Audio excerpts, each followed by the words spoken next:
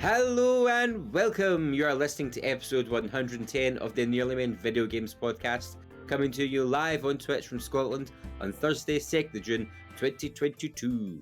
I am Blunderboy87, and joining me today is Colin _NM. Ahoy hoy. And Paul Kozinski. Ahoy hoy. We are the Nearly Men, and this episode of the podcast is brought to you by executive producer Hamster Boy. We have nothing to do with the video games industry. We don't make them, we don't sell them, and we're not even particularly good at them. We are the Nearly Men, and at some point you have probably kicked our asses online. I mean, for the day I'm hosting and you both got to say something original, you were pretty lackluster. I keep forgetting I've got to speak. I keep forgetting. No, we're just we're all a bit zonkled. I was like, they're gonna hit it with something good, and was like, nope. You know how Blunder just puts up with us, Colin. Every time I look at this, I look at Blunder's face on the stream. Mm-hmm. I think he's just putting up. He's just here, and he's going. I've said I'll do this, so I'm just going to have to do it. I said I'd do this many years ago when they caught me at a weak moment, and now I'm stuck here for life. It's the highlight of my every 2 weeks, gentlemen. I don't know what you're talking about. Oh yeah, well, tell your face. It's just my RBF. I can't help it. It's too much effort to help it. Oh man, we're off flagging today. We're off flagging. Yeah, no, Minx is always there. But are we well, folks? Are we well? Oh, the poor boys. The boys. Scotland are out of the World Cup because we were honking last night. Honking. And do you think it was a thrown game intentionally, or they were just pants? No, it was just terrible. I think possibly the occasion probably got to Scotland. I do think there's a possibility of that. I think all the media sort of, should we just let Ukraine through? Oh, it's terrible. You know, the whole world wants Ukraine to win. I think all that probably helped conspire against us. But to be honest, the big thing was that we just weren't very good for whatever reason. No. That's the worst Scotland have played since the Euros, where we blew it in the Czech Republic game, and more so the Croatia game, where we were awful and just got beaten. And on the side of things, Ukraine were a better team. They're higher in the rankings than us. Right. They are a better team. And, I dare say, for whatever reason, for a very definite, very obvious reason, they clearly wanted it more than Scotland did, and it's really disappointing as a Scotland fan. But aye, it's what it is. And good luck, Ukraine. I hope they go to the World Cup now and win it. Who are they going to be? Oh wait, so this isn't the World Cup they're already? playing Wales on Sunday. They're playing Wales on Sunday. If they beat Wales, then they get to the World Cup. Then they would go to the World Cup. And they've got to do it all again. Yep. But it's time for that. At least now I can get on my high horse about boycotting the Qatar World Cup. I know. That's what my father-in-law said as well. So there's one World Cup you weren't that bothers you weren't getting into. This is the one. Yeah, it's the Human Rights Abuse World Cup. Yeah. So. But not only am I a bit tired from various things, I'm working an awful lot, obviously, at the moment. I was telling you guys beforehand, but I'm also a bit hungover and a bit crestfallen because Scotland were rubbish. So I just want to talk about some video games. Pew pew. Well, hopefully you've been playing some video games in between all your busy social life things. Not really. That does not bode well. But I'm pretty sure the listeners and viewers have been playing video games, and they'll have to let us know, and this is how they get in touch. Reaching the Nearly Men is easier than ever. Search for the Nearly Men Video Games Podcast on iTunes, Spotify, YouTube, or your preferred podcast player. We stream on Twitch. Follow Colin at Colin_NM. Follow Paul at Paul Kozinski, all one word. Follow Blunderboy at Blunderboy87. And let's get social on Facebook as The Nearly Men, Twitter and Instagram where we are at Nearly Men, or go old school and email us on info@thenearlymen.com. Need all that again? Links are on our website, thenearlymen.com. So what are you waiting for? So please do get in touch. Now, if you forgot, we do have some Nearly Men merchandise available. I am rocking the Nearly Men Tetris-inspired hoodie. As you can see, in black. It's very comfy and very cozy. And Colin is rocking the Nearly Men figures? Heads. Heads, I will call them the heads, with each of the Nearly Man's signature outfits. So you have me in my Blunder mask, you've got Colin in his pirate outfit, and you've got Paul in his Doomsday Sunday flight pilot costume. And there was me thinking the Blunder mask was going to be the most worrying thing out of your mouth there. No. Although I'm wondering if you need to update it and change it from Sorry, I just had a mic issue. Did that hit you in the face? Away. No. It just it sort of like bounced on me. I was like, I saw it out the corner of my eye. I was like, That was amazing. if I'd been hit. No, I didn't get hit. Thankfully. For those listening through their ears, Colin's mic just attacked him and caught him by surprise. It was quite hilarious. Yeah, I'm wondering if Paul's going to change from a pilot hat to a space helmet. Oh, Because you've been very invested in that game I own, but I've never tried yet. we need to get you on that. Well, me neither. well, That's a I good know, point. but I'm like, as soon as you know what I'm like when I get addicted, and we'll talk about that in a wee bit. But yes, we have lots of lovely merchandise available. Bunch of t-shirts and hoodies designed by Colin. $15.99 for a t-shirt, $20.99 for a hoodie. They're very high quality, very comfortable. So yeah, go grab yourself one or both or all of the collection from printbunker.co.uk, and it's under the collections of the Nearly Men, because that's us. Beautiful. That's us. The world of gaming has been interesting because it's it's a weird year. I feel like we had like a bunch of stuff happen, and now everything's gone quiet. Well, I learned that it goes through thing that it used to be that the summer was the big time for video games, and then video games companies realised that people went on holiday and went outside in the summer, so then became the winter. So your November was the big time, and attack Christmas. But fall now, apparently, you've got your fall, as you say, yes. But there's also a spring launch as well. That's another one to attack as well. If you think, I think all the last Resident Evils came around the spring launch. They've ever, and then so. Well, that's true. Yeah, and obviously Elden Ring, Horizon Forbidden West, even Returnal. That was the year before, but they all kind of came. Even Resident. Well, it was April, wasn't it? But Resident Evil 8, things like that. So it does seem that they very much sort of the cycle of things. There is obviously the odd exception, that comes kind of September, October, and then there is the odd game peppered throughout. But yeah, it does seem to be moving. There's still a lot of big games to come this year, if they are coming. Yeah, and I think if the given this summer for people to catch up on all the games that came out to finish, which we never do, to start the new ones kind of makes sense as well. But so there's some information out, but there's a big bit of information coming from ourselves, and by ourselves I mean Paul. Paul, would you like to take the lead? Can I just very quickly jump in? I feel we just need to address the I was bypassing the elephant in the room. The sunken elephant in the room that was the ill-fated Nearly Men community night, which did not work. We were attacked by the danger of server hopping just conspired against us. We could not get the thing, so we had everybody lined up. We were all ready to go, and we could not get the ships, which was my greatest fear ahead of the event. It was my greatest fear, but I was sure it was going to work. The problem of doing it on update day, I think, conspired against us as well. There had been some server issues earlier on in the day in Sea of Thieves, and I think whatever they did to fix that, because there was a lot of rubber banding, whatever they did to fix that may have changed it, because it seemed as though servers weren't merging. What we were finding was lots of half-empty servers that had like one or two ships in them, and the game just refused to make us a new server. So the event never happened. I was absolutely gutted.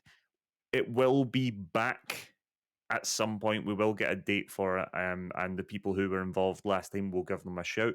and we'll of course let everybody else know instead. But yes, as Blunder said, we have something even more exciting to talk, and the main man, Mr. Paul Kozinski, can tell us about that. That's me. So for June's event, what we're going to do, peoples, is we're going to do FIFA. Yeah! Oh, yeah! And the date we've chose to do it is going to be Saturday, the 25th of June.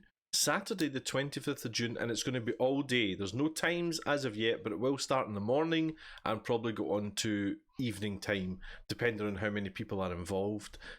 The great thing, so we did this, myself and Colin kind of hosted a day 2 years ago, was it now? Was it a year ago? 2 years? I think it was last summer. Was it last summer? Wasn't 2 years ago, surely. Hopefully not. And it was great. It was a great big day, and what we did it as a league. It was a PlayStation 4 league, basically, is what it was. And what happened was we started in the morning, played every game, like week 1, week 2, week 3, week 4, blah, blah, blah. And then we also ran a wee cup alongside it as well. The great news about this time is that FIFA have snuck crossplay into FIFA 22, which is great news because now we can have Xbox and PlayStation players all playing the same tournament, which is great. And even Stadia, if you've got Stadia, can play. Stadia people can play too. So this is phenomenal. This is great. So we can get Xbox and PlayStation together. The thing is, it's going to be current gen, so it's only going to be Xbox Series S and Xbox Series X and PlayStation 5 and of course Stadia. That's going to be the pool that you can pick from. So if you have any of them, all your PlayStation people, I warned you all last month, you've still got to Monday to do it. FIFA 22 is PS Plus until June changeover. So if you've not got FIFA, pick it up. Queen of the North nearly missed it. Queen of the North. I'm sure. I wonder if I've missed it. No, you still get to Monday. Good. So you can pick up FIFA 22 free on PS Plus till Monday. Even I downloaded it. Well, I didn't. I think I have. I think I've added it to my library. I'm sure I have. And I would be shocked and stunned if it doesn't appear on Game Pass early this month. I thought it would be last month. It's normally I presume PlayStation have maybe paid a wee chunk change to knock it onto the next month. So it will be on Game Pass as well. And if it's on Game Pass, I mean, 90% of you have no excuse. So keep an eye on the Discord. We're just going to start setting up, but it is going to be on the 25th of June. All are welcome, all abilities. It's not about the winners. It's just about having fun. It's about the losers. Oh yeah, 25th of June. It's going to be a whole day event, and it's going to be great. Crossplay, Xbox and PlayStation. Join us. Going to be loads of fun. Yep. And we don't need to hop any servers, so thank God. You know, I mean, my main worry is the EA pull crossplay just before we do it. Or the EA servers go down or something like that. We'll be like, why? On the 24th, we get that was a great test of crossplay. Thanks to everyone who played. So join us, and it's not just going to be football as well. There's a lot of laughs in that day as well. It's our normal type of streaming where the game is secondary and it's the laughs is there will be some silliness. So thank you. Yeah. Looking forward to that. Excellent. I need to get my pom-poms out. Yeah, baby. There has been a little bit of video game news this week, which has got the internet kind of excited, and it has been more information on Pokemon Scarlet and Violet, which is, according to online, like the 9th generation of Pokemon games. And I'm like, there feels like there's been more than that. But of course, there's been lots of remakes, so I think that's why it feels a wee bit exhausting sometimes. But the most interesting bit is the attractiveness of the two professors that have been released. Let's just say that the internet has gone gaga for the two professors, and for the first time ever, you get a different professor depending on which version of the game you get. So if you get Scarlet, Pokemon Scarlet, you get the fierce-looking Professor Sada. She's like this cool-looking female professor and like kind of tribal-looking gear. And then if you get Violet, you get the stubbly, as has been described, Professor Turo, who is a very attractive older gentleman, and everyone is gone nuts. Let's just say, don't put his name into Twitter if you have children about. Oh god. But yes, very, very attractive professors. The internet has had a meltdown. But it's the first time I've ever had 2 professors, depending on the game, so that's quite interesting. For the first time ever, you're going to be able to play the whole game in 4-player co-op, so you can play the whole game with your pals, and that's really interesting. That kind of perked my ears up. And it is a fully open world, so if you played Pokemon Arceus, it's kind of like hubs you kind of transport to, so like the volcano hub or the grasslands hub. This one apparently is just the world exists and you aren't kind of guided to the appropriate gyms, so that's how it reads. You might still have to do them in a certain order, but definitely what everyone's saying is there is no order to how you play the game. How that works, I have no idea, but again, quite interesting. Customization for characters. Usually it is you've got 3 skin tones for each gender, 3 types of hair, and everyone's been really disappointed in the past that like they can't quite represent how they look or their race and nationality, that sort of thing. The customization features seem to have had a total overhaul. And I was reading an article on it, and someone was like, "We start with your basic white school children." And it's like, but then down the hill runs, and apparently it was like a bunch of different characters of different races. And a variety of hairstyles instead of just 3. So people who are like hardcore Pokemon fans are quite excited about the fact they're going to be able to really represent themselves in the game with the customization features, which is good. That's cool. You would hope for it. The fact is I'd say the fact is taken to 9 generations, but then Pokemon you could never customize your sprite until like Gen 6, maybe. So they've kind of realized they need to keep up the times. It seems to have this like motocross feel, or this kind of motocross mechanic where you've got a bike, maybe, and you like, as well as Pokemon places, there's like gas stations you have to stop at and top up. So there's like a weird like biker adventure to it, which ties in with the legendaries which were revealed, called Koraidon and Miraidon, and the fans are like, well, they look like motorbikes, so potentially being able to ride them like motorbikes, I don't know. Then on it again, it's been kind of going nuts over theories, and they revealed a whole bunch of new Pokemon, as they always do. The Pokedex must be near like 1,000 Pokemon by now. But the new fan favorite Pokemon that's been announced is one called Lechonk. And he's a little fat pig. So everyone is like, "Oh my god, Lechonk!" Everyone absolutely adores Lechonk, and it's just the funniest wee name ever. So if you Google him, he's this like wee rotund pig Pokemon. I was just like, I love that. That's amazing. Apparently, it's out later this year. They're hammering out the Pokemon games just now. It's a bit unusual. Used to go for like years without a Pokemon game, and now they've kind of been firing them out rapid. So hopefully, it lives up to everyone's expectations. Given that this is not a, as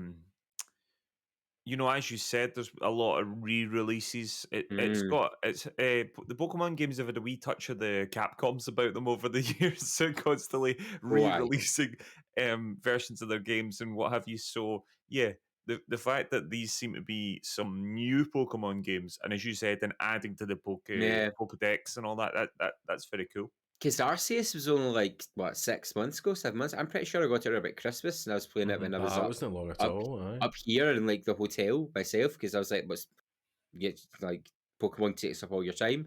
Yeah. So, and it's really weird as well. They don't consider Arceus like an actual Pokemon game, but it is. It's like one of the better modern games. It's right. I don't understand. Like, I like Pokemon in a very superficial way of, oh my gosh, I love Pokemon. But the hardcore fans have all this like ranking and subsets and I'm like, oh, that's too much work for me. I remember this summer that I lost to Pokemon Go. Oh, I love Pokemon Go. Pokemon Go is how I track my holidays. And how you kill your battery. Yeah, oh my gosh, just get a battery pack to carry around with. But yeah, so hopefully we find out a bit more as time goes on. But everyone seems really hyped for it so far, which is nice. And we'll just need to see what develops and what new stuff they introduce. And hot professors. Yes. I can't believe that. It's going to be interesting to see which one sells most of. I get a feeling it's going to be Violet, just because it's like, or I actually think they're going to sell loads. I think it's going to be the hottest selling Pokemon game ever. Oh my! We've got a fair amount of thirst in the chat. There's a lot of thirsting in the chat. Although I did see Super Mega Geek has said Lechonk is my spirit animal. Yeah, everyone is loving Lechonk. There was another game announced today, only about 2 hours ago. BioWare have announced the next Dragon Age game. It's officially called Dragon Age Dreadwolf. And for those who have played Dragon Age, I mean, I've played Dragon Age a lot. I was like, what's a Dreadwolf? I'm going to tell you. Tell me. Dreadwolf is also known as Solus, and he is an ancient elven god, but some say he is a betrayer of his people, or a saviour who now seeks to rescue them at the cost of our world. His motives are inscrutable, and his methods sometimes questionable, earning him a reputation as something of a trickster deity, a player of dark and dangerous games. So that's kind of like that's what they've released. That's their official statement. And then they just say more information about it later in the year. But it came as a shock. No one was expecting it to be announced. I was like, oh my gosh. And it sounds quite interesting. It sounds like it's going to be quite... The Dragon Age games tend to have quite dark storylines, and they've got lots of like moralistic choices, and the elves play a big part of that in all the Dragon Age games, like siding with the elves or exiling the elves and stuff like that. So the fact that elven gods coming out to save the elves or doom them is rather interesting. There won't be any thirst though, because there's definitely no thirsting in the Dragon Age community, not at all. I cannot wait to see what thirst comes out of Dragon Age Dreadwolf. Unbelievable. Like, I've got a screenshot of when I seen Dorian's bum in Dragon Age Inquisition for like, 7-8 years ago. So I put it online Facebook. I was like, a bum! As if I'd never seen a bum before. A bum. But it was very much like the first next-gen bum we'd seen. Yeah, the first next-gen bum we'd seen. Yeah, on the PS4. But yeah, are you a Dragon Age on fan? The PS4, a screenshot on the PS4. I was expecting them to say, "Oh, when I was like 14 or when I was like 12, I took a screenshot of a bum." No, it was like 10 years ago.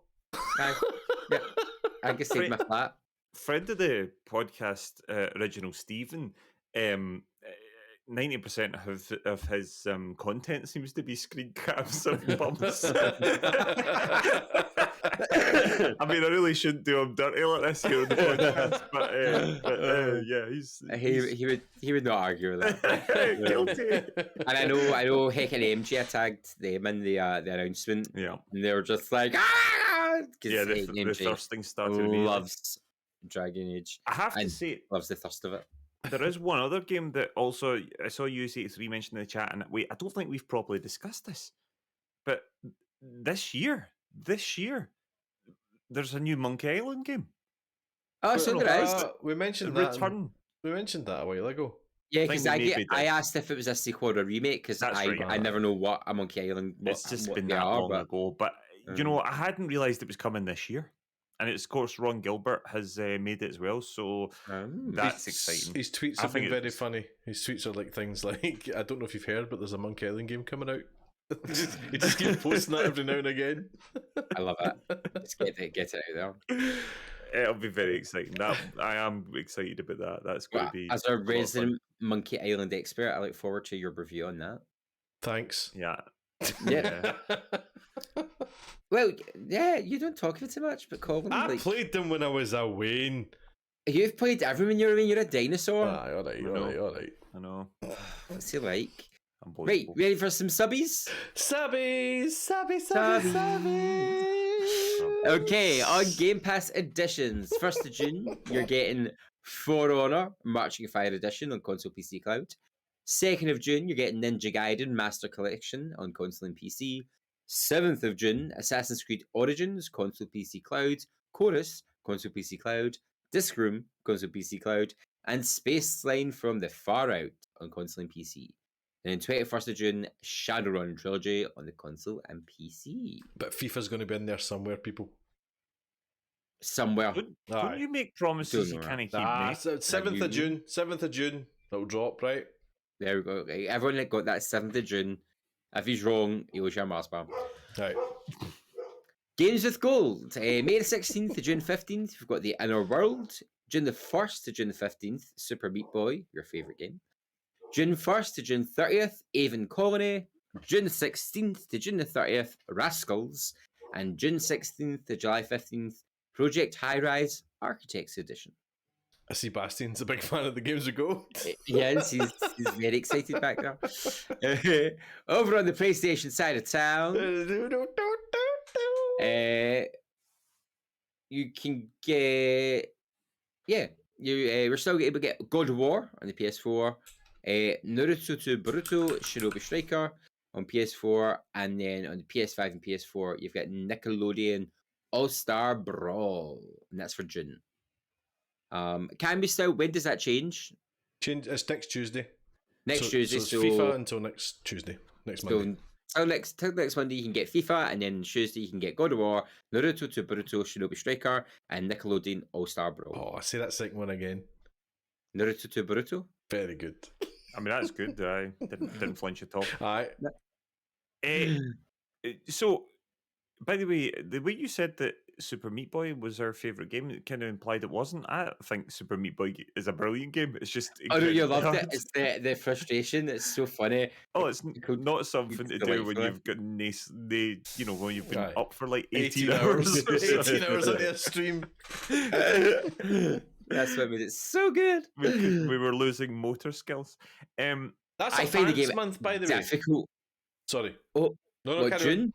It's a pants month for PS Plus. I didn't know what to say, but I was a bit like, you can tell that the barrel. They tell that they're thinking about something else. Oh, I think they've got their eye elsewhere. Yeah. God of War is a very good game, but that's the PS4 version that they're giving out, obviously, to PS4 users because PS5 players already get it as part of the PS Plus collection. Everybody's going to get it as your Tier 2 PS Plus. Well, you're only going to get it if you go Tier 2 PS Plus. Well, is it maybe just for people who are still just in PS4? Don't know. Maybe? The pants month. The pants month. After some good months, that's a pants month. It's always going to happen, though. I mean, you could be Xbox games for gold, which are always pants. This is true. Well, I mean, but that's the problem. You hope that the basic level of PS Plus is not going to, wither on the vine and become rubbish because that's clearly what's happened with games with gold. Right. Fingers crossed it doesn't happen. Yeah. Right. So you two said you don't play anything. That's abysmal. It's atrocious. What's the point? Something. I've been playing stuff, but it's like there's no time. Do you know what I wish I could say I've been playing? What? Evil Dead. I've wanted to play more of Evil Dead than I've got to play. Aye. Well, do you know those things called mobile phones? You just send a wee message, say, "Do you want to play Evil Dead?" Hit up B. Hey B, fancy some Evil Dead? Look at Blunder pretending he replies to our messages. I don't just dismissively look at them and snort. Hold on, you can't just start adding games to the script, Colin. I forgot I had a game I'd played. I love it. We start seeing each other typing and we're like, what? So, Colin, we'll start with you. What have you been playing? Well, okay, so I just want to say, first of all, right, I added this game in because I have jumped back into it after about a month of not being able to play it. It is, of course, Elden Ring, and it is still so bloody good. You still playing that? Yes, I am just short of 100 hours into the game. I'm right near the end of it now. I don't want to spoil it, but I know I'm kind of in one of the end levels now. It is getting pretty difficult now. Some of the baddies are pretty fearsome, but I'm also quite fearsome myself. So it's not, it seems to do quite well. It sort of, it doesn't scale as such, but you seem to generally be able to, while everything's still a challenge, it seems doable at points. And then of course you find the odd enemy who just absolutely batters you. But I just every place I go in Elden Ring, I'm like, wow! I'm just blown away by the art design, by the inventions, and I know it uses a lot of assets that we've seen in previous Souls games as such. There is certain things, certain animations, and all that will obviously have helped make it a little bit easier for FromSoft to make such a big game. Rather than build everything from the ground up. But I just can't believe the inventiveness, the attention to detail, and just the brains, the minds that have been able to come up with these astonishing locations, and it's really brilliant. And as I said, as it stands right now, it is absolutely forefront, the far and away game of the year at the moment. And as I said, and even if it doesn't become the game of the year, I feel it will be the game of the year, because I cannot remember another game where, I know it's calmed down a bit now, but it literally felt like every single person on the planet was playing Elden Ring when it first came out in February, and that lasted months. And it's just astonishing. I just can't believe how good it was. I I said before that I wasn't too sure how interested I really was in it, and then I saw a couple of the gameplay reveals, and I was like, oh, I think I do quite like it. And then we all talked ourselves into it on this thing, and I got hyped for it. It has surpassed my hopes for the game by miles. I kind of assumed that I would enjoy it for a little bit, and then I might, peter out or something, or I would like smash my way through it and get it done in like 40, 50 hours. Not a chance. I'm 100 hours in. I'm still finding new stuff, and it's just bloody brilliant. So yeah, really loving it. It's just so good. But the game that I have been playing, I jumped on stream the other day. This has just been added to Game Pass just the other day. It is the 5th in the series. It is indeed Sniper Elite 5, which of course is a World War II stealth sniping game where you take on, I can't remember what the name of your guy is, but you take on Sniper Elite, right? We'll just call him that. He's called Mr. Sniper Elite, and you have to work your way through this one in particular. It's all been sort of, each game's been sort of roughly based on a different theater of war, I think is what they call them usually. So I think Sniper Elite 4 was in North Africa, so you're against you're fighting against like General Rommel and all that sort of stuff. This one takes you to France. This is basically I've just saw a clip of me struggling to climb up a bit of a wall there. Do you know what I did like though was your footprints in the mud. I noticed when I was clipping it, I was like, oh, every footprint's a real footprint. Yeah, it's really good. So this is all sort of subject to this is towards the end of the war. This is kind of post D-Day or Operation Market Garden, and it really is just absolutely brilliant. I was playing it on Xbox Series S, and it is a little bit stuttery, but it really does look great.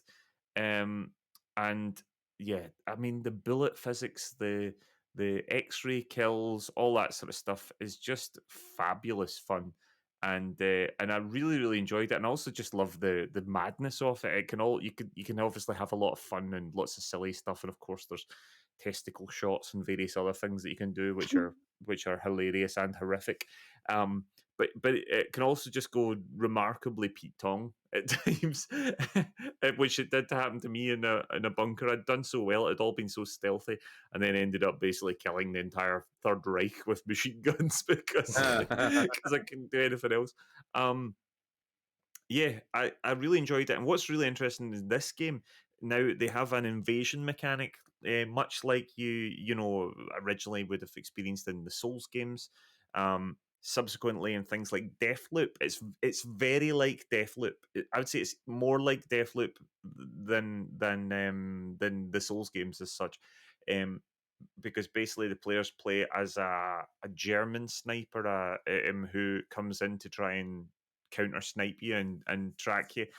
So yeah, you can choose to go in or do it. Now this is a mechanic that can be switched off. It can be turned off, but you get to invade other people or be invaded and fight them off or hunt down the sniper while they're in their campaign and try to cause them some chaos.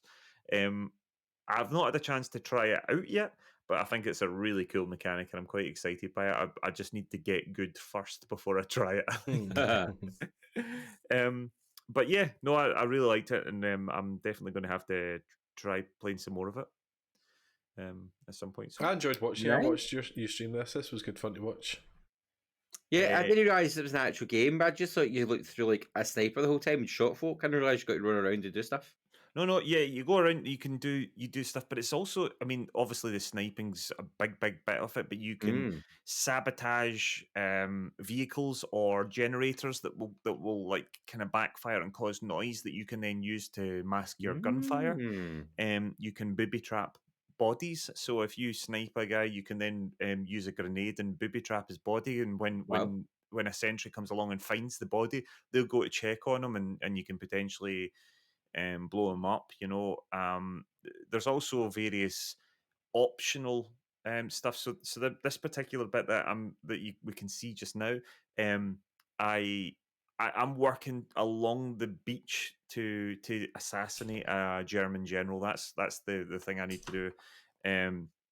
But while I'm there, I've noticed there's a number of gun emplacements that are facing out. These bunkers that are facing out to sea, and obviously with the Allied invasion incoming, they're going to cause an awful lot of problems to the Allies. So I've got these sort of sub objectives, so these extra objectives to take these bunkers out. And there's a gunship that I was trying very much to deal with and not doing very well against. The maps are gigantic, absolutely massive, and they're full of all sorts of stuff. There's trucks and searchlights and all sorts of things that are traveling in and out. You're going to need to use your stealth, but what of course you can do is you can find these key locations, and there's certain parts of the map, certain vantage points that give you better views or better shots. You get special, you can find the odd gun that will give you considerably better range. I got one gun that gave me a absolutely monster range, and I was able to bullseye two Nazis at the same time, shoot one, and then the bullet went through him, and then another one. I was delighted with it. It's just loads and loads of fun. Certainly not for the faint-hearted. Violence-wise, it is incredibly gory, but yeah, loads and loads of fun. Nice one. Can't wait to play more. Yeah, look forward to seeing some of it. Paul, what have you been playing? Do you know, I've only been pretty much streaming only one game at the moment, just because it's Star Citizen, and it was the Free Fly week. So maybe 2-3 times a year they do Free Fly events where they'll have some sort of in-game event. So this was the Invictus fleet, the Navy fleet, coming and kind of a parade basically of the Navy fleet. So they set that up, and what they do is I think it was from the 20th of May to the 31st of May, you could play the game for free.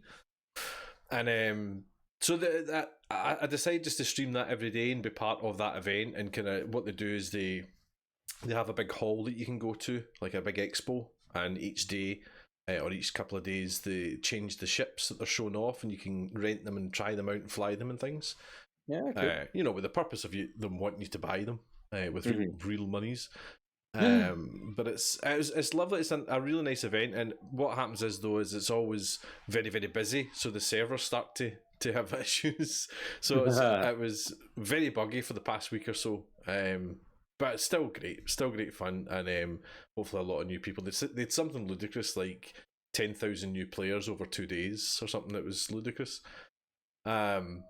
So yeah, so I've been playing that, and it's just another update. It's just had the 3.17 update, which is like ship-to-ship fueling, and you can now sell loot and things like that. So it's still growing and growing and growing, and it's now heading down towards the next big update. It's going to be salvage, so you'll be able to salvage stuff. Oh, that's cool. Yeah. There is going to be a kind of major update before, and that's not going to be till probably the autumn or the fall. But there's going to be a kind of midway update of that will have a lot of, what is it they call it? I hate the phrase, quality of life updates.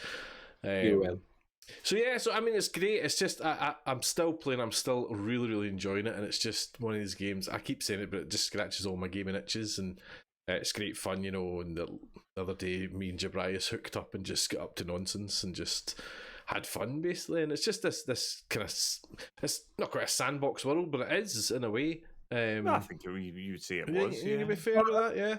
Yeah.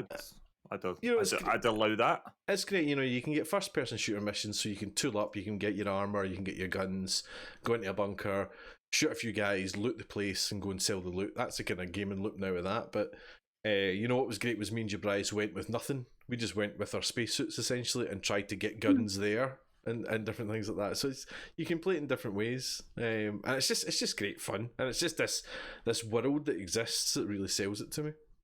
So I basically did that straight for Invictus, just doing that daily and going to see the new ships and giving different ships a wee fly and things like that. Nice. Excellent. Yeah. What you doing? What have you been doing? I'm interested. We are keen to talk about what you've been doing, Blunder. So I feel like a bit of a hypocrite. As well, you should. So as you all know, my opinion in Red Dead Redemption 2 was I did not like it at all. Really, I kept falling asleep riding my horse. And it was me. I couldn't gel with the story because I loved the original Red Dead. Like I played that to death. I loved it. So I was really disappointed in myself, really, with the second one. Nobody would gel with it. And then the online, we were disappointed in you as well. We were very disappointed. The online, I found okay, but I think all of us were disappointed with the online. Would that be fair to say? It didn't have enough content, basically. It didn't have enough to do. I think we were quite excited about it and what it could be. And I think early doors, although there wasn't a massive amount to do, there was a good bit of goodwill towards it, but it's kind of died in the vine, unfortunately. They've just left it. So it dying in the vine has let people try to bring new life to it. So the people who made 5M, which is a big mod community for Grand Theft Auto 5, have made Redem, and it's still it's not beta because it works, but they're still developing it. So they've made Redem, which is basically they've created roleplay servers for Red Dead Redemption 2, which I joined. So I've joined New Cumbernauld, and it was a friend of the podcast, Diet Punk, who got me in. And if you know us, like all three of us and Diet Punk, and a good chunk of people who know the Nearly Men, we all come from an acting background, so we love anything you can kind of get your teeth into a role and go with it and play the part. And this is what New Cumbernauld does. Now, I kind of stayed away from it for the first couple of weeks because in the world of streaming and in the world of roleplay, things don't often last that long, as we've all noticed and we've seen and been prepared witness to. So I skeptically listened to Diet Punk talk about it and how much they were enjoying it. And then he decided to stream it last Saturday. And within the first 30 minutes of the stream, I'd bought Red Dead 2 online, just the online part, and downloaded 5M, and I was in by 10:30 that night. And you know, it's amazing because I think it's everything you wanted Red Dead Online to be, but because it was just naffs being naffs and shooting you all the time, you wouldn't really be able to play a character. You just kind of go around like, this is my cowboy. Whereas in this, everyone is so committed to the characters, and I will say that about the community and the mods and the people in charge. Like they're only letting in the people who can like get a lot of vouchers for or are really genuine about it. And everything so far has been really lovely. Like the community's really nice. The Discord's really thriving. The world's growing and getting bigger and better. And the good thing is, it's not locked in by mechanics. And so I play a doctor. I played Jonathan Cocker, who's a doctor who's went from London to the West to try and like educate the uneducated and wash the unwashed and that sort of thing. But the doctor role is really limited in mechanics. If you're playing it by mechanics, is all I can do is revive someone from fainting and then bandage someone up. But for me, I've started making tinctures and tonics. Now those don't exist, but I can. If someone comes to me and says, "Oh, I'm suffering with partner baldness. Do you have something for that?" I can then be like, "Yeah, sure," and do it. But what I'm going to do is I've got a D20 and I'm going to roll it, and then that's going to decide what happens to the person. And that part of my character is all about making these tinctures and tonics and experiments and developing it that way. And I've been like, the only way to communicate is through Telegram if you're not talking to each other.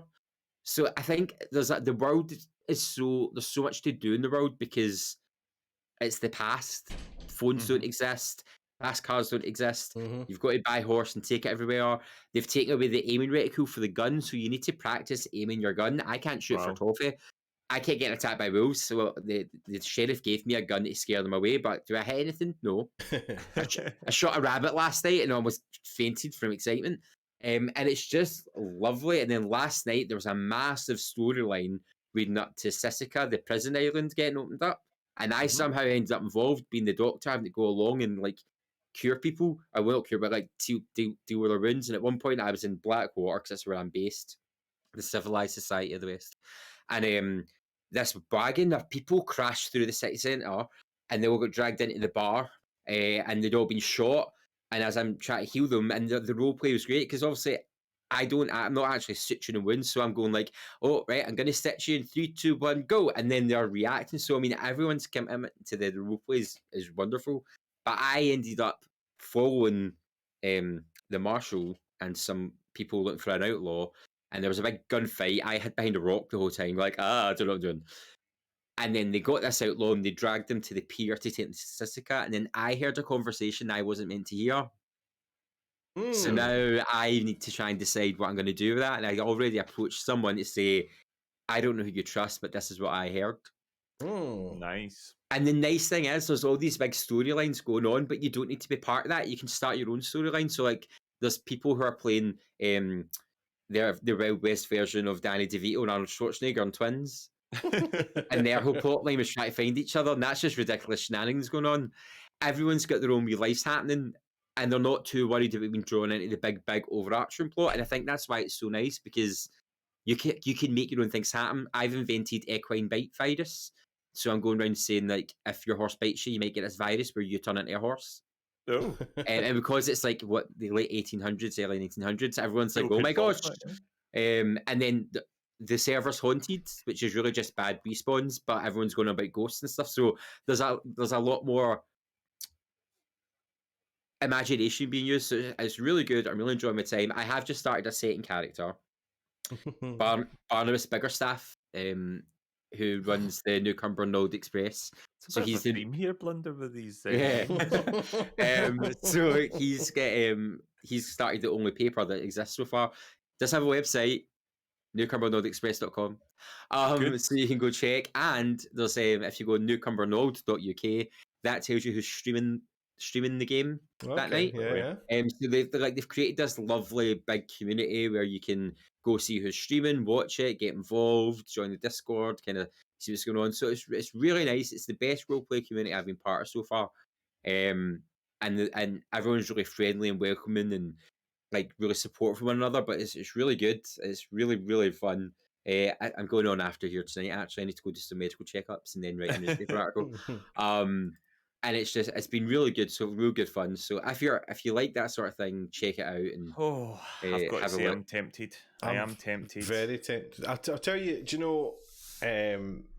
It's when you text me like Paul texted. Oh, Red Dead today? I was like, I'm just testing it out. Yeah, sure you are. Because you know, I tried to join Wild RP back in January, I think it was, or whatever, and the forum for that was ludicrous. And I think for one of them, I just didn't answer correctly because I got rejected, and I'm a bit like, why am I getting rejected for that? But anyway, that's neither here nor there. But the Red Dead speed really applies to me because Blunder, you were part of the Grand Theft Auto RP. Gosh, I can't even remember what it was called. CWC. That's correct. So, and you were like a lawyer in it, and it was all, you know. I'd read about Grand Theft Auto and RP, and you know, you drive your car properly, and the police can stop you and all that kind of things. And that one wasn't quite like that. There was a kind of unwritten rule, basically. You could speed about and all that. And I didn't appeal to me, and the speed of it was all just a bit. It was quite cliquey as well. It was quite cliquey in that. Well, as you said at the top, these things always end up in some sort of friction, don't they? Yeah. But the Red Dead thing, the speed of Red Dead, as you say, it being old worldly, you're riding a horse places, there's a different pace to the characters, that much more appeals to me. And like you say, Colin, this is this is what we wanted Red Dead to be. It was Red Dead Online. We wanted things to do, and it didn't need to be big missions. It was I want to go in. I want to go in and rob a store. I want to go in and, play poker. That eventually came, but it was the wee things to make the world exist. Yeah. So the good thing with this is the people who are doing all the, I don't know what you call it. It's not coding, it's not development because it exists, but the people implementing, I suppose, the game features, they're really good at listening to what people are asking for and try to balance it out and add things in. It's and modded, some things really, don't isn't it? quite. So some of the mods don't exist fully yet. Like you can't quite rob stuff yet, but it's on the list to do. But what people are doing is they're just role playing it and role playing the situations. And the thing with this, unlike Grand Theft Auto, is you don't need money to do much. You need money to buy chocolate and coffee to eat and drink. And once you've bought a horse and a gun, really, the money's a back thing. You don't need to be rolling in money to do anything really, or have status. And everyone's really good so far at just role playing. Like there's somebody who's meant to be obscenely rich, and she's not, but she'll get there eventually just by doing stuff in the background. But she acts like she's obscenely rich. It's everyone's really, really good at their characters, and it's a lovely feeling, and it feels like loads is going on, but. No, it's excellent. I love it. And it's so good when you go, you've got e-telegram, you're like, oh, hello. The only thing that the con, I suppose, to all the pros is I feel you need to put in a fair amount of time to this kind of thing to feel part of it. Aye. Dipping in and out just doesn't really work. You're just not connected, aren't you? Not. So I think as well, put a bit of time in. When you start to kind of get your character up and running and find people to kind of be comfortable around, you've got to kind of put that wee bit of effort in, but then you can kind of take your foot off the gas, I think, depending on your role. So like there's a bunch of doctors, but we all work quite differently, so we're all known for different things, and then each kind of county has the law. So Diet Punk's a sheriff down there, so they're on quite often, but they've got a deputy, so it might be sometimes the deputy does a certain day and stuff like that. But then if you're just like the town swindler who's like robbing people, you might just be on once or twice a week. But if you've got the character, they'll remember you and it'll become a big thing. And then if I've got the newspaper and it writes about you, that's the world building. I think everyone's really working well to make a world where people exist. Because I only know 12 people to talk to look at, but I'm pretty sure there's a lot more of that on the server, and it's just chance by how you meet each other. It would depend on what role you're looking to take in the world as well. Like if you're wanting to be some sort of like a hunter or something. And people are good at not. You might not see people that often at all. Yeah. So there's one guy, Professor Stever, who wears a beaver as a hat, and that's Stever who does all the talking. He's a hunter. And he's the most adorable character ever, and it's got a comedy element to it, but also it's just that world building aspect where he knows how to hunt. So if I need meat or if I need wolf pelts, I'll go and be like, "Oh, Stever, can you go get me this and I'll pay you?" Everyone's been really good so far at not doing things outside their character's boundaries. Like the doctor can't shoot the gun, so I have to go practice on the roof with the bottles and try and shoot.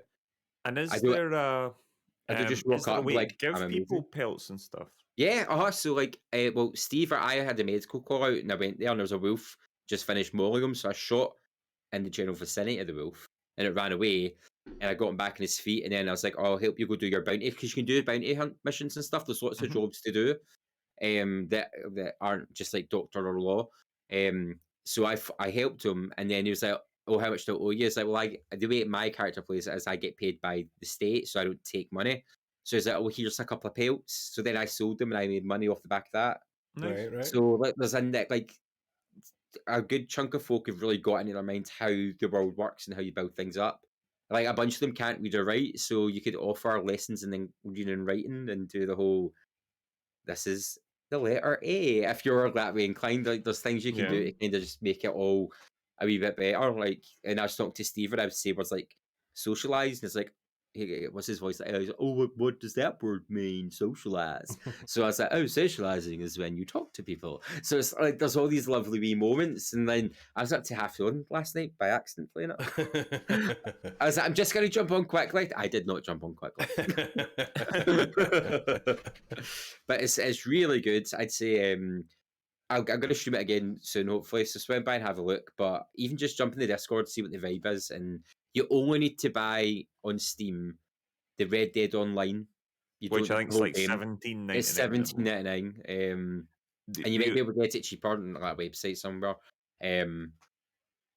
Because then you're only installing that bit because the Red Dead is huge. That'd destroy your computer. And it runs really well on my PC just now. Like my PC is a couple of years old now, but it's coping fine. Nice. I'm tempted. However, I need to upgrade my RAM before I could even think about doing this. I had a look online, and yeah, the game will run absolutely fine on my laptop, with the exception of the RAM. And if I was going to try and stream it as well, I think it would be problematic. So I will need to upgrade my RAM before I can even attempt it, unfortunately. So that might, who knows? As long as everyone's cool and it doesn't burn to the ground within a few weeks, then I should be fine. Yeah, no, everything's been really nice. And who started it? Do you know? I'm pretty sure it was Husey. Husey? Because I thought Diapunk said use it at first. I was like, oh god, no, I'm not in. I was like, are you using? I was like, I didn't know he did stuff like that. But I need to double check that. I'm pretty sure that's what it is. Diapunk will know, but he's probably in the Wild West just now, where I was in the background. But yeah, but no, it's so much fun. More fun than I thought I would have. Nice. And that's usually a good thing, because usually I'm quite skeptical. That's lovely. But yeah, so that's all I've really been playing. Don't blame me. The viewers have been in touch. Social Scruffy says, this week I've been mostly enjoying Farming Simulator 22 on Game Pass and some more Elden Ring, as well as a very disappointing showing in the Formula 1. Oh, the horror show. Upside down smiley face. The horror show Monday. He was really? He was on track to be kind of potentially podium at one point. The Epic Shinties ran away with it. He's miles away. He's won it. No questions asked. He can't be caught. But the battle for second is really, really close between Social Scruffy, Tommy Box 298, or Obi-Wan Kenobi, as he's now called, and Random Bloke. They're all within about 4 points of each other now for second place. It's really exciting. Wow. So Scruffy having a really bad night has brought the other two right back into it. Love that. Thraxar says, not played much this week, but when I've been free, it's been Sniper Elite 5 and a little of the new Crusader Kings 3 expansion. Nice. USA83, I just lost 1.2 million runes in Elden Ring. I don't want to talk about it. Right, I'm going to have to speak to Yuzi about this. I don't know how on earth he managed to get 1.2 million runes. If he has been storing up that many runes, then it's all on him. He should have been upgrading. Shots fired. We updated in the chat. He did say he grunded them back. He didn't know the past tense of grinding. He's grunded them back. Not 1.2 million though. He's now up to 2 million. He says. The most I've ever lost is 100,000. I'm no using. I can't help it. Lot. That is a lot. This is why I get the fear playing it, because I can't cope. Silsar, been playing Destiny 2 Season of the Haunted, and notably Trek to Yomi, which is an amazing game about a young samurai in training whose village is destroyed and someone very important to him is killed, setting in motion the rest of the story, which I haven't finished yet. Released very recently, it's on Xbox Game Pass. Not sure if on PC Game Pass. The style's amazing and gameplay's immersive. Definitely recommend it. I watched not Queen of the North. It's Queen of the North, but Sarah's Popcorn. Sarah's Popcorn. Yes, keep forgetting. I keep calling her Queen of the Popcorn. I watched Sarah play it, and it looked very good. Yeah, I think we raided in. I think we raided from. Was it maybe podcast last week? Might have been. It was a few weeks ago. It was a good couple of weeks ago, but no, it looked good. You played it yet, Paul? I have started. I'm literally played about 5 minutes of it. It's a beautiful style. Beautiful style. Yeah, and Diapunk has popped into the chat. Yes, it was Husey. I was right. I do retain knowledge. Linsmar, I was looking at Trek to Yomi. Would def give it a go now. Excellent. Bride22, I've just played some Star Citizen, Star Wars Squadrons, and Mario Kart 8, but barely anything has been away on holiday. He was putting taps off pictures into the Discord. Jamie Simpson, hi guys, hope you're well. Managed to catch him for the podcast. At the moment, I'm playing Alan Wake Remastered, and the game of the year, that's right, Kirby and the Forgotten Land. Take care. Oh, yeah, nice to hear from Jamie Simpson. And Evil Monkey says, I still own the Evil Dead and I have not spun it up yet. When does he fix that? So Evil picked that game up before we all streamed it last, and hasn't had a chance to play it yet. It's very good. It is very good. I look forward to getting a chance to play it again. The one thing is, though, a pick 'em up game, you need to set aside like a good 45 minutes to an hour for one game. So I think you can't just like, I'm gonna have a quick shot at this. It's like I need to dedicate a good chunk of time. And that's an interesting contrast with something like Dead by Daylight or whatever, where you can have pretty quick matches. You don't really, unless things go drastically wrong for the survivors very quickly. You know, as you said, it's going to be the best part of 40 minutes a game. But it's a lot of fun. It's a lot of fun. So much fun. Graphics are amazing. Oh, it's gorgeous. I'm amazed at how gorgeous that is. But we do love it when everyone gets in touch, so this is how you can get in touch. We'd love to hear from you. Find us on Facebook as The Nearly Men, Twitter and Instagram, where we are at Nearly Men, or email info@thenearlymen.com. Welcome back to me being rudely cut off. Sorry, I got too excited. That should be my Near Man t-shirt. Red. I know, I did the curve. Or like a 4-finger ring. Like red. It's right across there. We got some new releases coming out. The 2nd of June, which is today, you can get Diablo Immortal on PC. And you can get Gigapocalypse on PS4, Xbox One, and Switch. On the 3rd of June, you can get Empire, Dukes of the Far Frontier on PC. 7th of June, Spellforce 3 Reforced on the PS5, Xbox S and X, PS4, and Xbox One. On the 9th of June, you got Pro Cycling Manager 2022 on PC, and Tour de France 2022 on the PC, PS5, Xbox consoles, PS4, and Xbox One. That's weird, 2 cycling games coming out the same day. It's because Tour de France is about to happen. Aye. In fact, what are they called? One, it could be the same game. You've got Pro Cycling Manager, then Tour de France. Are they like 2 parts of the same sort of thing? Kind of, aye. Oh, yeah, they're both fine. The icon as well. Aye. 10th of June. I didn't know this was coming at the 10th of June. You got The Quarry on PC, PS5, Xbox Series, PS4, and Xbox One, which is like a... Until Dawn. Like Until Dawn. It's the Man of Medan and all that. Yeah. The Quarry, so they're like at a summer camp and something goes horribly wrong, so that would be fun. And also, I remember what that series is called. Man of Medan, the Haunted Pictures, Dark Pictures trilogy, which is actually anthology because there's like 9 of them planned. That's it. And then on the 10th, you've also got Mario Strikers Battle League on the Switch. On the 16th of June, you got Starship Troopers Terran Command on PC. And the 17th of June, you've got Oxide Room 104 on the PS5 and PS4. Quite a short game list. Everyone's going to sleep for the summer. Sleepy games. Yeah. Anything from chat, gang? Evil Monkey was saying when you were showing off your Nearly Men merchandise, he says Paulo's old school. He likes the feel of the printed pages, suggesting my attire that I wear is like some sort of new. I think they were calling me Ole Sticky Johnson or something like that. No. Use83 was saying, just imagine how good bums will be in Unreal 5. Cannot wait. Screenshot-tastic. Unreal 5. Bums everywhere. And Super Mega Geek was enjoying the Sniper Elite 5 footage where it says war hardened sniper and he can't climb up 2-foot incline. Yep. I see Bri there, asking us Evil Dead crossplay. It is across everything. And you know, it actually tells you what the other people are playing on. It will say if they're PS5, Xbox, or PC. It does, yeah. And the Switch, when it eventually comes to the Switch. Oh, God. Can you play it on Stadia? Oh, I don't know. No, because it's Epic exclusive. There you are. Is Nintendo doing any sort of cloud gaming? Like they've dabbled, like Kingdom Hearts full collections, like semi-cloud, and then Resident Evil 7 was on the Switch, which was a cloud game as well. And I don't think they were not well received.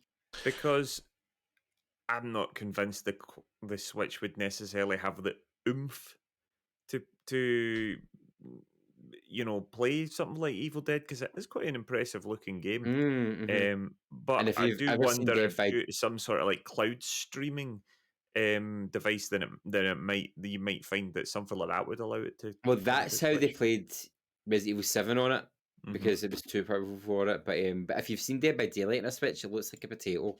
So Oh, who does it? knows what the Evil? Oh, it's dreadful, and it controls awfully. It's So not bad. really. It's not really what the Switch is designed for. No. And let's not forget the games that are designed for the Switch. Things like Breath of the Wild look glorious because Yes. they are.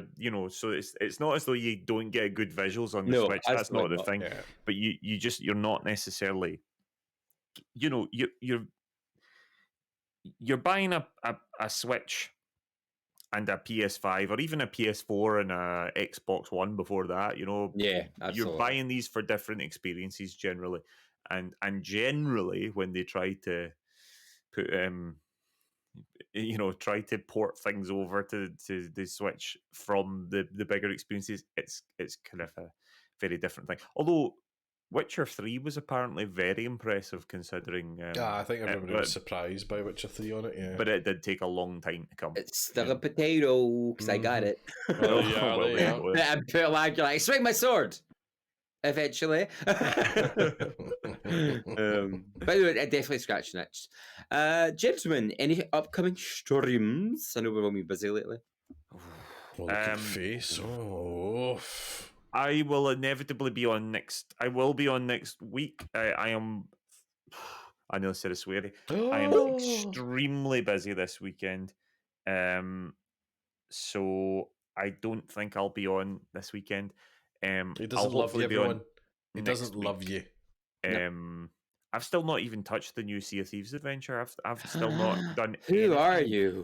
Towards saving or ruining Golden Sands. You've changed, man. So yeah, well, do you know, I'm just a wee bit burnt out on Sea of Thieves at the moment. I kind of need the new season to come. You need some new sort of cowboy RP is what you need. The battle pass has long, or the plunder pass has long since been maxed out, and I'm just sort of at the moment looking for something fun to do in the game. It doesn't mean you don't still find fun moments, but I don't know. So it's it's just one of those things. But I will be back next week at some point. But you'll need to keep an eye on the Discord for when you see me stream. There we go. So keep an eye on Discord for Colin. Paul? I should be on a Sunday for the Sunday social, all going well. And then as of next week as normal. Wonderful. I'm no longer streaming on Sundays. Just because I can't have to not do things on a Sunday. So Sundays are done. Done for Blunder Boy. But I'll be back Monday night at the latest. I don't know what I'm doing. Might do more Red Dead, might do something else. And then Tuesday I'll be going to Resident Evil Remake because I did 0 last week. This week I was off because I had the school disco. But I'm off tomorrow for work, so I might pop on and do something tomorrow. But did you get a dance at the school disco? I danced to the Macarena. Hey, Macarena. And then I was really hoping they would have played Saturday Night by Wakefield, but they didn't, and I was very disappointed. Did you not even get to Footloose, son? No, I don't think I can unleash that chaos on the school just yet. So you go on a list after that. I also think I might have had an asthma attack if I tried it and then collapsed. So we'll just leave that just now. Yep. Excellent. Well, thank you everyone for listening as always, and thank you to executive producer Hamster Boy. The next episode will be live here on Twitch, episode 111 at 8 PM on the 16th of June. Unbelievable, man. I know, flying through the year. Any parting words, Paul? Never eat yellow snow. Wonderful. Colin? Don't take sweeties from strangers. I set them up and everything. Remember to charge your joypads. We'll see you next time. Bye, folks.